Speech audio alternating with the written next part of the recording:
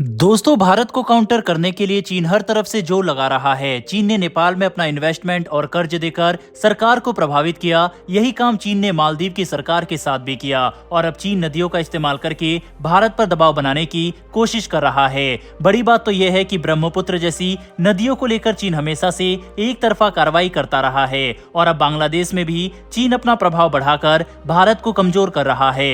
दरअसल हम बात कर रहे हैं चीन की तरफ से बांग्लादेश को दिए गए एक ऐसे प्रस्ताव को लेकर जिस पर शेख हसीना सरकार चीन के साथ काम करने पर इंटरेस्टेड नजर आ रही है, लेकिन भारत को फिलहाल के लिए रोकना बांग्लादेश के लिए जरूरी है। इसी वजह से हालात को संतुलित करने के लिए बांग्लादेशी सरकार की तरफ से एक काफी नपातुला बयान दिया गया है ताकि भारत, चीन और बांग्लादेश के बीच बढ़ती नजदीकी को देखकर कोई बड़ा कदम न उठाए। लेटेस्ट रिपोर्ट के मुताबिक चीन ने बांग्लादेश को बड़ा ऑफर दिया है जिसमें चीन बांग्लादेश में बहने वाले तिस्ता नदी पर कई बड़े प्रोजेक्ट बनाना चाहता है। चीन चाहता है कि तिस्ता नदी के ऊपर हाइड्रो पावर जनरेशन प्रोजेक्ट बनाया जाए और वाटर रिजर्व को भी तैयार किया जाए। बड़ी बात तो यह है कि तिस्ता नदी के पानी के बंटवारे को लेकर भारत और बांग्लादेश के बीच में कई सालों से विवाद रहा है और इसी पर अभी तक कोई समझौता नहीं किया जा सका। मतलब इस नदी के पानी का बंटवारा कैसे किया जाएगा, इस पर अभी कोई भी सहमति नहीं बनी है। ऐसे में अगर चीन बांग्लादेश में इस प्रोजेक्ट को विकसित करता है तो इससे भारत और बांग्लादेश के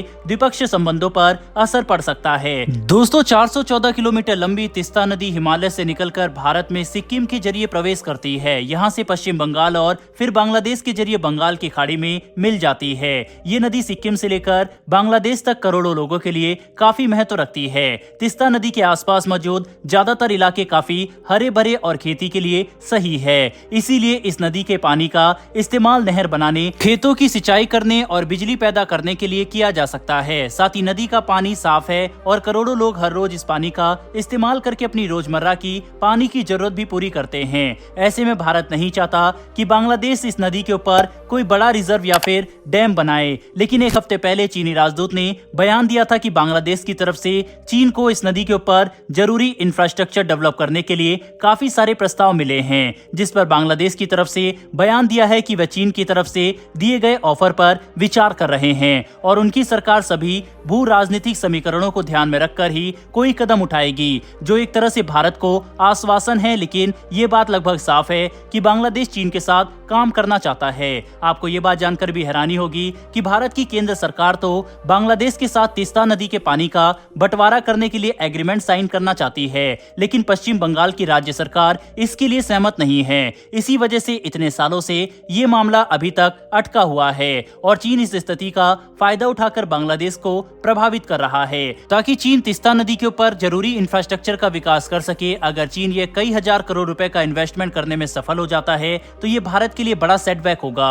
हम इस तथ्य को भी नजरअंदाज नहीं कर सकते कि चीन और बांग्लादेश के संबंध इतने ज्यादा मजबूत हो चुके हैं कि बांग्लादेश ने चीन से सबमरीन की खरीद की। ऊपर से अब चीन बांग्लादेश में एक सबमरीन बेस का भी निर्माण कर रहा है, जिसका फाउंडेशन स्टोन खुद बांग्लादेश की प्रधानमंत्री शेख हसीना ने 2017 में रखा था। इन सभी गतिविधियों के बाद अब चीन का बांग्लादेश में बड़े हाइड्रो पावर प्रोजेक्ट और वाटर रिजर्व को बनाने के लिए इन्वेस्टमेंट की पहल करना भारत के लिए काफी अलार्मिंग है। बता दें, चीन का बांग्लादेश में निवेश करने की बात कहना सिर्फ इकोनॉमिक एंगल तक ही सीमित नहीं है, बल्कि इसके पीछे एक बड़ा रणनीतिक खेल चल रहा है। चीन बांग्लादेश, पाकिस्तान और मालदीव जैसे देशों में लगातार निवेश करके इनमें प्रभाव बढ़ा रहा है ताकि भारत के खिलाफ इनका इस्तेमाल कर सके। वहीं चीन यही रणनीति श्रीलंका, नेपाल और भूटान जैसे देशों के साथ भी अपना रहा था, लेकिन भारत ने अपनी शानदार कूटनीति दिखाकर इन तीनों देशों में चीन के प्रभाव को अच्छी तरह से काउंटर किया। लेकिन भारत बस यहीं पर नहीं रुकेगा। अपने आसपास के देशों के साथ अच्छे संबंध रखकर हम चीन को विस्तार करने से तो रोक ही रहे हैं, साथ ही भारत अपनी मिलिट्री और इकोनॉमिक पावर से भी हर दिन बढ़ोतरी कर रहा है।